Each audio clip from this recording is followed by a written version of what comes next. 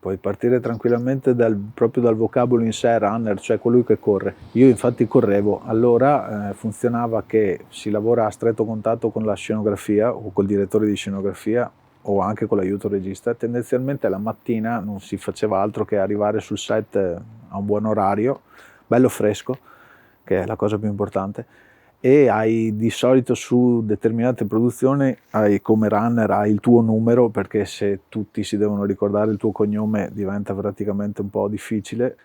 Entravi all'ufficio, diciamo, di scenografia e trovavi il tuo numero e trovavi la lista delle cose che dovevi fare, oppure sembrava quasi un gioco, delle cose che dovevi trovare, che non so, erano strettamente legate o alla regia o strettamente legate a materiale che serviva alla scenografia. Questo è proprio quello che fa il runner, e a volte, se magari nei momenti liberi, il runner è quello che può anche andare a prendere i panini, oppure va a prendere l'attore e sei col furgone, prenditi la macchina, va a prendere questo. Questo è il runner, semplicemente colui che corre e deve risolvere il problema o trovare il materiale nel minor tempo possibile.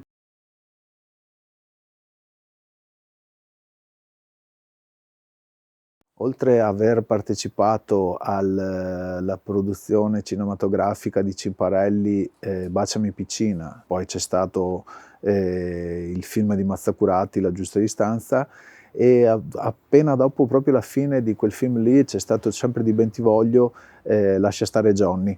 E poi si è protratta che una parte della scenografia e delle produzioni così su una serie televisiva che giravano ad Occhiobello, Santa Maria Occhiobello, ai confini, proprio zona Po tra la provincia di Rovigo e la provincia di Ferrara, che era con Barbareschi. Quella era proprio una serie TV.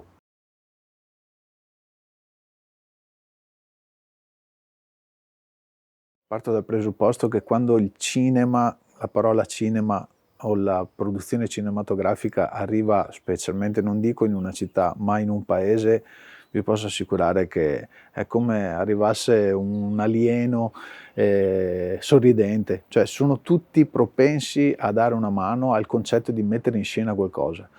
L'aspettativa, ad esempio, di un paese è veramente alta, perché ci si aspetta del vedere cosa verrà fuori. Dunque tutti cercano di dare il proprio contributo, e qua si fa molta leva sul concetto di comunità in sé. Quando è stata girata La giusta distanza, che eravamo veramente nel far west del delta del Po, e la signora del ristorante ha riproposto un tipo di risotto e di riso che si faceva solo e esclusivamente in quel posto lì.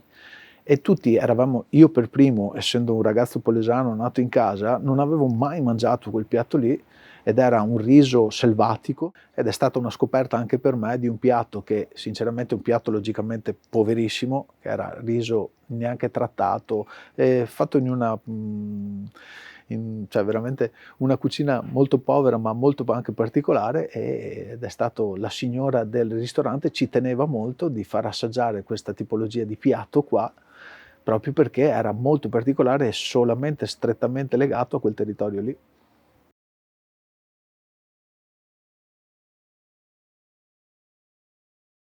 Logicamente una scenografia, come viene allestita, deve anche essere smantellata.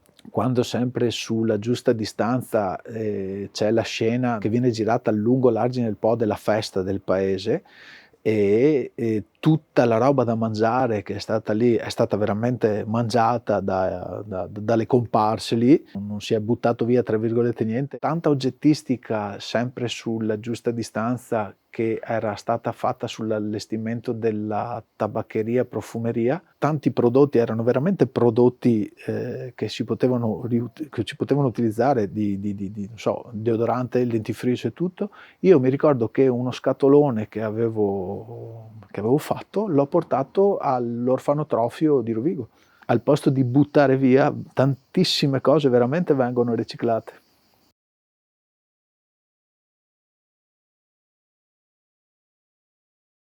Anche i pescatori del luogo hanno veramente dato il loro contributo, perché girare determinate scene in zone dove c'è acqua dove c'è terreno e devi posizionare macchinari che hanno il loro peso, logicamente un pescatore che va a pescare lì tutti i giorni ti dice guarda che se vieni alla mattina e appoggi la roba qui, molto probabilmente il fango te la atterra e ti conviene metterti in quella posizione lì dell'argine perché dove c'è il sole la terra è più secca. Sono tutte piccole cose che, ritornando al concetto di scenografia, vengono veramente calcolati anche quelle cose lì e sono indispensabili le persone del luogo perché sono quelli che ti risolvono in un attimo il problema. Sai che se vai a girare la mattina alle 7 di mattina, molto probabilmente, dipende anche dal periodo dell'anno in cui viene girata la scena, avrai problemi di umidità. Una macchina che ha dei problemi a girare con l'umidità non crea un'ottima scena. Cioè, e questo te lo risolvono veramente i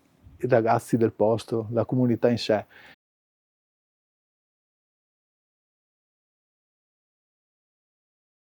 Sulla giusta distanza viene ricreata una discarica, veramente una discarica, lungo l'argine del Po. Quando io ho allestito quella discarica lì, è la cosa bizzarra che si sia andati veramente in zone a recuperare materiale di qualsiasi tipo, cioè l'ordine al runner è stato dato trovare materiale per ricreare una discarica, pezzi di qualsiasi cosa, di carta, di plastica, vetro, c'era di tutto.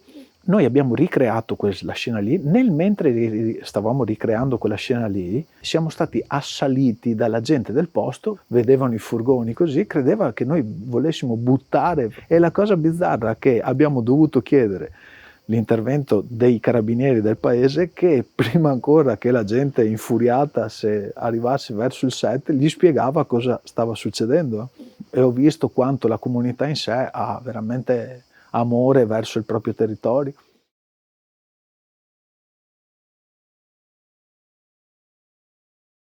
Quando arriva al cinema, specialmente in un piccolo paese come in una piccola città, tutti veramente sono pronti a dare il proprio contributo affinché la messa in scena possa realizzarsi al 100% e nel miglior modo. La signora della lavanderia che magari è oberata di cose da lavare e tutto, magari c'era la camicetta di scena che era un attimo sporca, la scenografia non riusciva a gestire tutto, diceva al runner corri in una lavanderia, fatela lavare il prima possibile. Vedevi che tutti, ah siete i ragazzi del cinema, cioè questa parola qua, siete i ragazzi del cinema, era bellissimo. Il riscontro con la comunità, ripeto,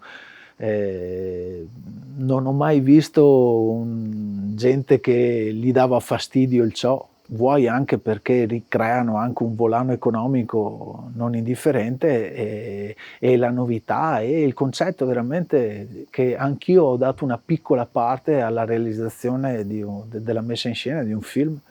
Il film è anche questo, il cinema è anche questo. In realtà il cinema non è altro che uno specchio della società in cui vivi.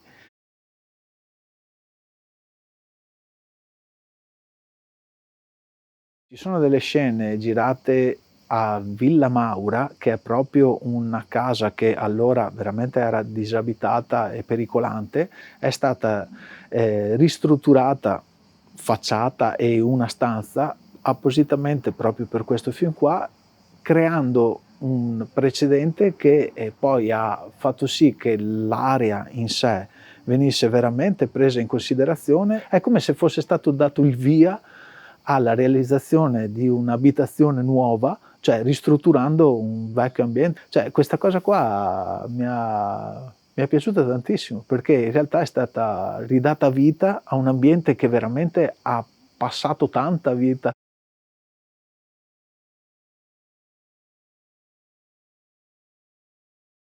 Il cinema quando arriva in un ambiente porta con sé non solo la curiosità, ma porta con sé un volano economico non indifferente. Oltre alla sua funzione di mettere in mostra, porta anche un'economia. Mettere in mostra rimbalza poi una forma anche di turismo, una curiosità. Chi magari vede un determinato film magari resta colpito dall'ambiente in sé. Socialmente parlando, ritorna il concetto che quando una produzione arriva, specialmente in una piccola comunità, socialmente parlando porta a un'aggregazione pazzesca. Tutti veramente, io ho notato sempre che tutti si prodigano affinché una cosa possa essere messa in scena.